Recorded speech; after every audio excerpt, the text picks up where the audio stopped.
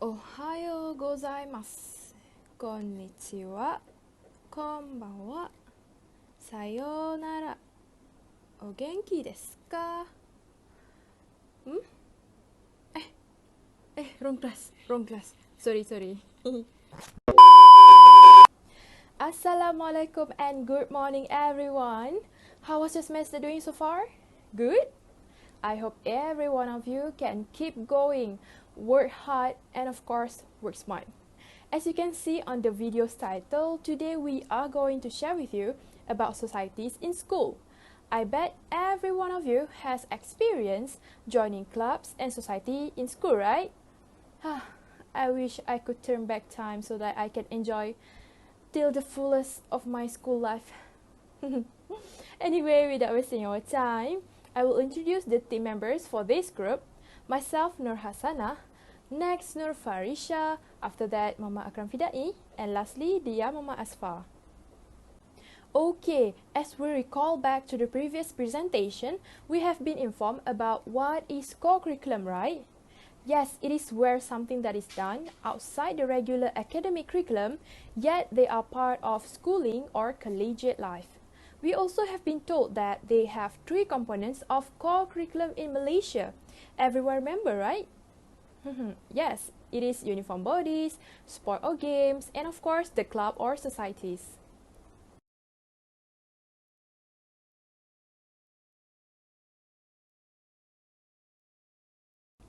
The last 2 weeks, we have learned about what is uniform bodies, but today we will continue with the second component, which is societies.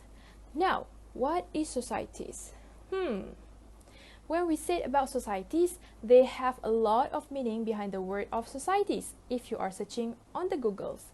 Here I have shared some definitions that will be easier to understand.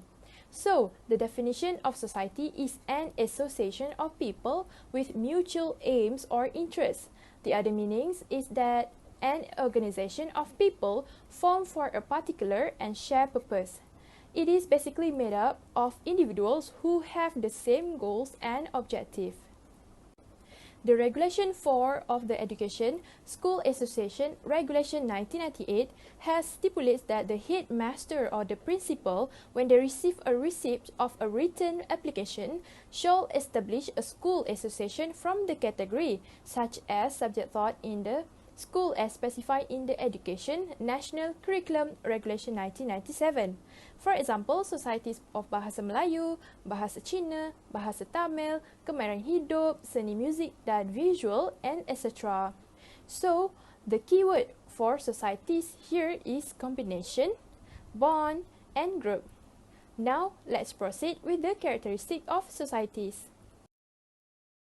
So next, we take a look on common characteristic of societies. So what is common characteristic of societies?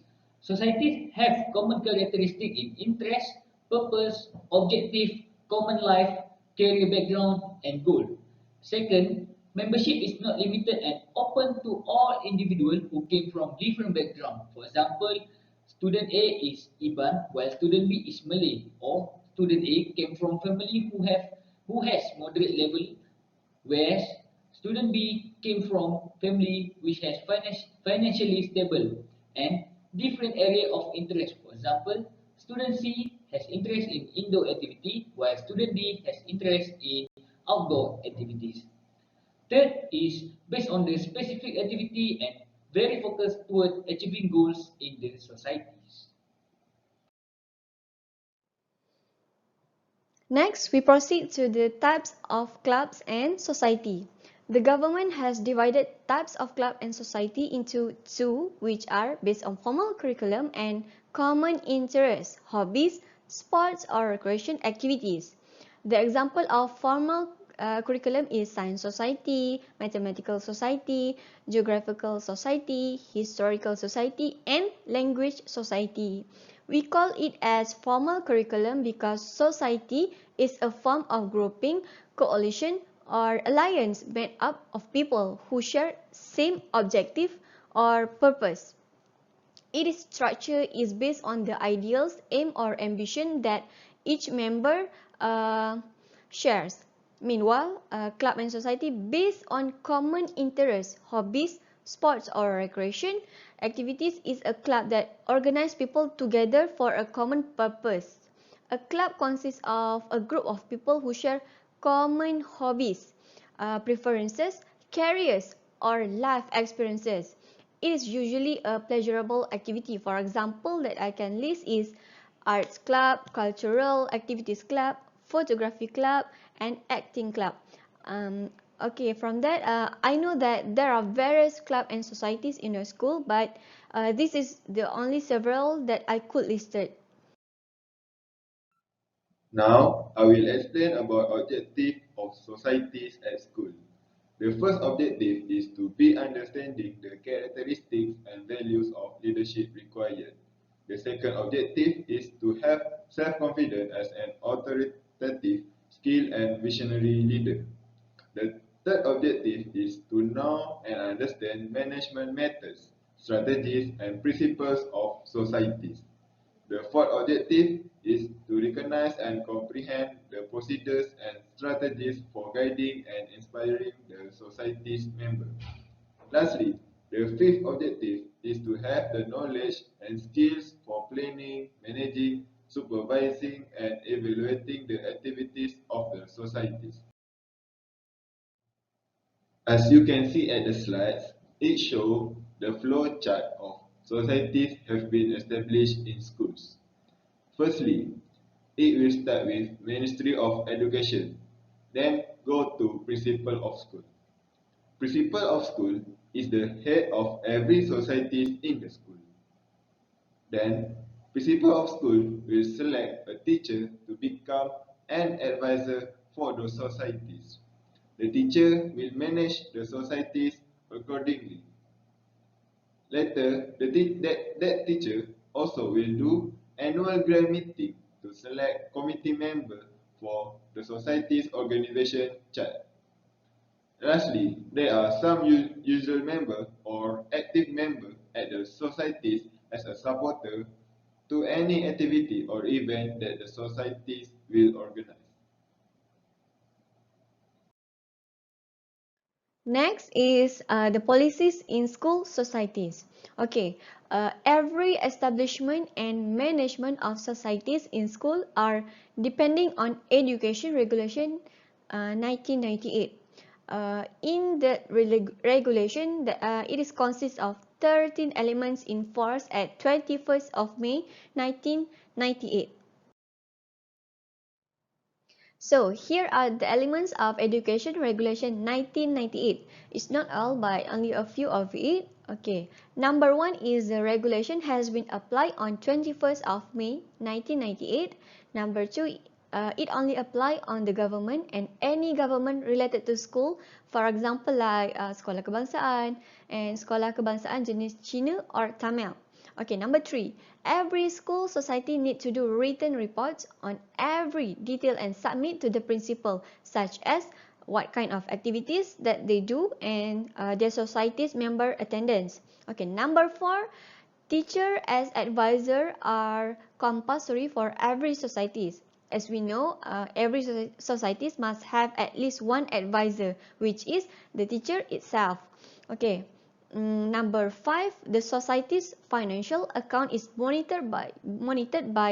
uh, by principal or must have principals agreement in order to advisor are not misappropriate or misuse the funds. Okay, number six, society suspension can be done by written documents through a principal if that societies are not beneficial to the school members. For example, there is society that is not suitable for educational purpose, so the principal can decide to suspend it immediately by a written document only. The last elements are categories of school societies based on the first one is subject offered in school such as mathematics and language. Okay, number two are based on hobbies and recreation activities. For example, is art, photography and acting. Number 3 is based on sports and game such as football, badminton and netball. Okay, number 4 is based on the uniform bodies itself that have in your school. And number 5, which is it is based on any societies that approved by state education department. If it's not being approved, probably it's not suitable for the students and that school to apply it. Okay. Now, let's move on to the next part of the presentation, which is the implication of the school society. For the first part, I will explain about the positive implication of the school societies. First and foremost, school societies help to develop and enhance students' interests, talents, and skills. Well, by joining school societies activities, students learn more about themselves, which they never discovered before. Students are introduced to a whole new horizon of activities in the society that give them better insight as well as let them choose what they enjoy and what they wish to learn. Thus, co-curricular activities broaden the scope of students in learning and exploring new activities. Next, society also helps to balance between mental development, spiritual development, the physical and emotional well-being of the student well. School society help to instill a sense of goodwill, uniting, national integration, and also inculcate pure value, either directly or indirectly, to the student while they participate in the society activities. Society activities helps to produce holistic and integrated student as desired in the Malaysian national education philosophy. The third positive implication that we identify is school societies help to strengthen relationship and socialization among students as students can reach network and making new friends instead of only their classmates. Students can share their ideas or interact with other students from different fields and also background. Next, school society may help to improve academic performance of the students. Students may take some break from learning in the classroom. It can be part of releasing their stress from the study, which makes them happier and more fun to learn in the school. Study has shown that students pursuing their hobbies achieve better results in their studies. Moving on, school society help to build and improve student discipline while by participating in the activities. Students will be more responsible to handle their daily schedule and other tasks. Students participating in the co-curricular activity learn to manage their time effectively. Well, they can prioritize among different competing commitments and be proactive and creative problem solvers. Plus, students will improve their leadership skill through society's activities. Lastly, school society helps to build and enhance bilateral cooperation between school and the community. Well, many student organizations and society provide opportunity to give back to the community, whether through act of service, sponsoring event, or hosting charity drive. Students can improve their soft skill and know many things that they cannot learn in the class. No doubt, participation in co-curriculum activities such as society activity benefits students in many ways and they can give back to the community. However, we also discover some negative implications of the school society. Well, now let's take a look at the negative implication. So, the first disadvantage or negative implication is that joining school, club or society will make the student hard to have a good time management and there will be a lot of commitments. Students tend to lose focus for their vision and prioritize more on those society activities. When students spend most of their time with the society, they will not have enough time to do their homework and study. So they can't get the good grade because of time management. That's why some students who are very active in the school society and club tend to not excel in their study as they had missed so much class just to join the school society's activities. Another negative implication that we have identified is students also tend to spend extra using their own money to join the society activities. This is because not all schools are able to provide equipment and necessity for the activity. Thus, they need to spend their own money to take part in their activities. Lastly, school society also contribute to negative implication to the student which make them tired and frustrated. This is because students need to spend their time participating in the society activity after a day of studying in the classroom. It may be worse if they are not interested to the societies that they join, which cause them frustration because not all schools are able to provide their desired societies and activities. So, in conclusion, even though involving in the society or club of the school has a lot of advantage and also disadvantage, students should always try to improve themselves to be a better person day by day. Well, school society have a lot to offer actually, whether the student join as a member or choose to lead one. Simply taking part in an extracurricular activity will enhance their school experience. So, next, I pass to Hasanah for the next part of our presentation. We have almost concluded our presentation today. Now let me continue a little bit about the roles of the advisory teacher.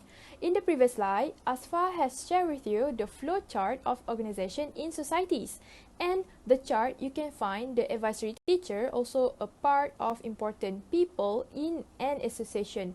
So, the advisory teacher will start their duties after all the preparation has been prepared by the coordinator. Now, what is the duties or the roles of the advisory teacher should do? Based on my reading, they have more than 10 roles of advisory teacher, but today, I will only list down 7 roles that were common being seen in the societies. The first one is to ensure that a general meeting is held to appoint committee members, which are Mesyuarat Agong. It is where the meeting will be held every year to find or replace the high committee members and introduce the new members in the group. So the advisory teacher should take note of the date of the meeting. The second role is ensure that the committee carries out its duty as contained in the constitution. After the committee members have been assigned, the teacher can monitor and guide them so that they will know and can play their roles in the society group. Next, the teacher's third role is to arrange the annual event with the help of the student. What is the event? When will it take place? Who will participate? And how will it be prepared? All of this must be brainstormed by the advising teacher and the student so that their time requirement during the co-curriculum will be fulfilled.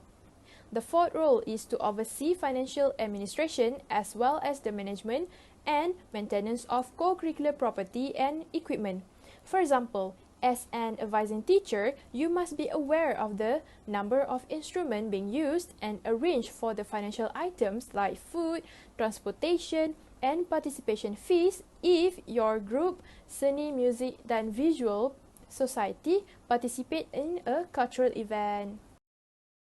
After that, as an advising teacher, you must guarantee that meeting minutes and activity report are completed and filed. It is when you are holding a meeting or any representative from the societies attending any competition outside of the academic curriculum. As a response, the coordinator and school administrator can monitor and evaluate the report at the end of the year to evaluate the societies and also the student.